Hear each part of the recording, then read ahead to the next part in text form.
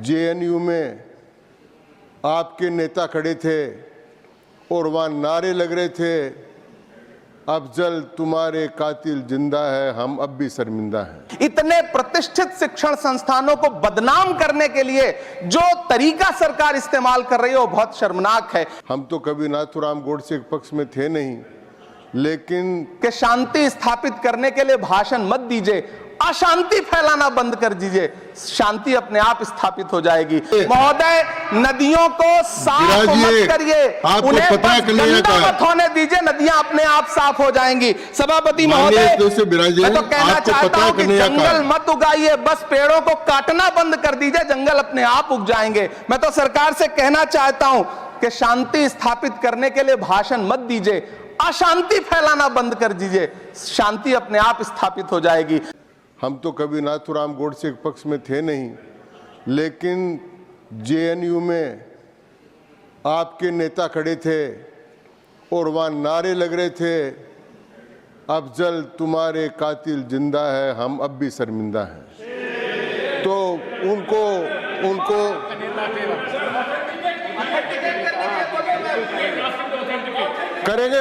करूंगा, लिख कर दूंगा टुकड़े टुकड़े गैंग के बारे में। यस, आई विल ऑथेंटिकेट, निश्चित रूप से करूंगा।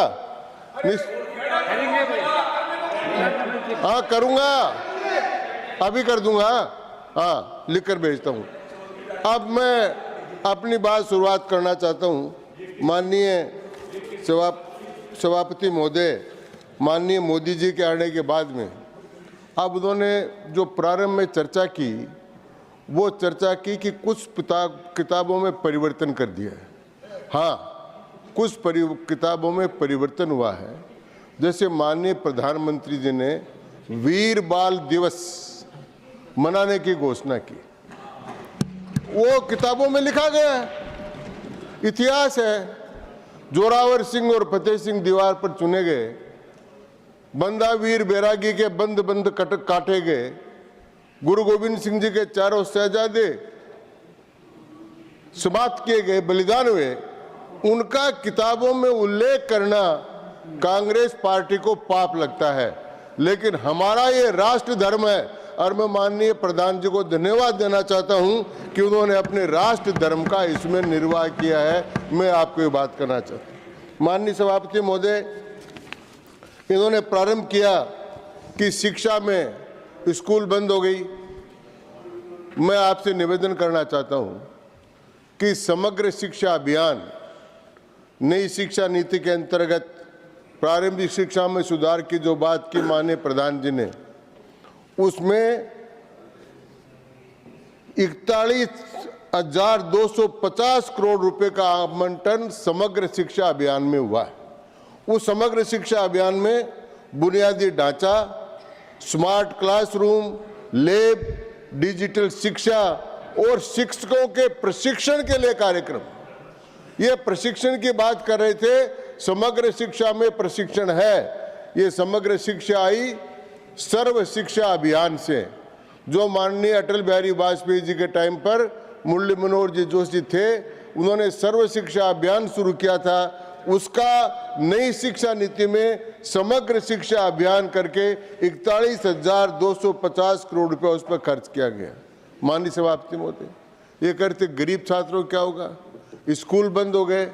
आज तक किसी भी सरकार ने स्कूलों में प्रवेश से लेकर, पुस्तक से लेकर, ड्रेस से लेकर, मिड डे मील से लेकर, दूध से लेकर सारा काम अगर किसी ने किया है तो नई शिक्षा नीति के अंतर्गत हमारी सरकार ने किया है। मैं आपको बताना चाहता हूं। क्या नहीं दे रहे बच्चों को? ड्रेस दे रहे हैं, किताब दे रहे हैं, स्कूल खोल रहे हैं, टीचर दे रहे हैं, और पीएम पोषण मिड डे मील योजना के अंतर्गत 11.8 करोड़ बच्चों के लिए 12,500 करोड़ रुपए का प्रावधान इस साल के बजट में किया गया है। ये गरीब बच्चों की सेवा नहीं तो और क्या है? इस पर नजर नहीं डाली जाती। ये बजट इस साल का बता रहा हूं। अब शुरू पुरानी बातों में क्यों, कितने पुरानी बातों में जा रहे हो साहब। हमारे यहाँ कहावत है, कोई आपके लिए लागू नहीं है, कि गला आदमी करे पुरानी बात, तो अब नई बात करो साहब। दूसरा मैं निवेदन करना चाहता हूं कि इसी सर्व शिक्षा अभियान के अंतर्गत हमने पीएम श्री योजना प्रारंभ की है। देश भर के 14,500 से अधिक स्कूलों में आधुनिक स्कूलों का निर्माण किया जा रहा है, जहां स्मार्ट क्लास, सौर ऊर्जा और आधुनिक सुविधाएं होंगी। अब इस पीएम श्री योजना को अधिकांश राज्यों ने स्वीकार कर लिया है। 1-2 राज्य स्वीकार नहीं कर रहे हैं, उनसे भी रिक्वेस्ट कर रहे हैं, लेकिन उन 1-2 राज्यों की बात माननीय दिव्य सिंह जी यहाँ कह रहे हैं। बाकी 14,500 स्कूल जो सारे हिंदुस्तान भर में पीएम श्री के लिए हुए हैं, आज हर राज्य ये मांग करता है, चाहे वो कांग्रेस पार्टी का शासित हो, चाहे बीजेपी पार्टी का शासित हो, पीएम श्री योजनाएं, पीएम श्री क्लास आज एक अच्छा मॉडल बन गई है। और माननीय दिग्विजय सिंह जी के साथ मैं गया था और हमने आसाम में गुवाहाटी से दूर एक आदिवासी गांव में जाकर देखा था कि वो पीएम श्री योजना वहां कैसे कार्यान्वित हो रही है। और आपने प्रश्न भी पूछे थे वहां के बच्चों से कि ये फोटो किसकी है, उसने कहा शंकर देव की है। ये फोटो किसकी है, कहा लचित बरफुकन की है। ये सारे इनके सामने बताया, कहा ये फोटो किसकी है, तो क्या महात्मा गांधी की है। तो बच्चों ने, जो दूसरी क्लास की, तीसरी क्लास के बच्चे थे, उन्होंने सारी बात बताई। ये पढ़ाई, ये बातचीत नई शिक्षा नीति के कारण से शुरू हुई, जो हम लॉर्ड मैकाले, मैं उसको लॉर्ड नहीं कहता, मैं उसको मैकाले ही कहता हूं कि हमारे लॉर्ड तो भगवान कृष्ण थे, भगवान राम थे, वो हमारे लॉर्ड थे। मैकाले की शिक्षा नीति ने जो शुरू किया था, उसका समापन इसी से हुआ है, ये मैं कहना चाहता हूँ। इस बार बच्चों के लिए आपने शुरू की थी, मुझे कोई कहने में आपत्ति नहीं, कस्तूरबा गांधी बालिका विद्यालय, इसकी संख्या बढ़ाई गई। माननीय सभापति महोदय, नवोदय विद्यालय ग्रामीण क्षेत्रों में आज इसकी सबसे बड़ी मांग है। उन नवोदय विद्यालयों का प्रारंभ आज किया और आज वो सबसे बड़े विद्यालय माने जाते हैं। उनमें कुछ वैकेंसियों की बात आई है, लेकिन वो वैकेंसियों का एक सिस्टम है और सिस्टम के आधार पर उनको राज्य सरकारों को भरना है, वो भरी जा रही हैं।